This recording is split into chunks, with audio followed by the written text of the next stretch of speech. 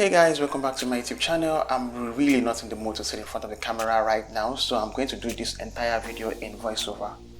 If you're a dark skinned person and you've been thinking of trying out these mineral sunscreens from the brand Tizo, this video is for you.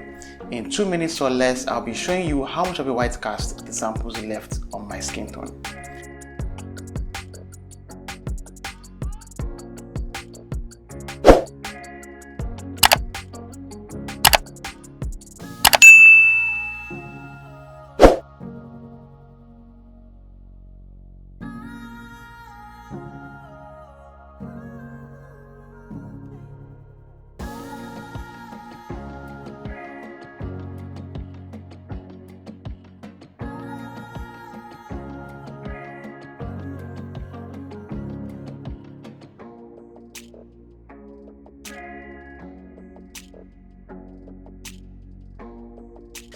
Now this one left the least white cast, and I'm still on the fence whether to get it for my eye area or not, because right now I don't wear sunscreen around the eye area.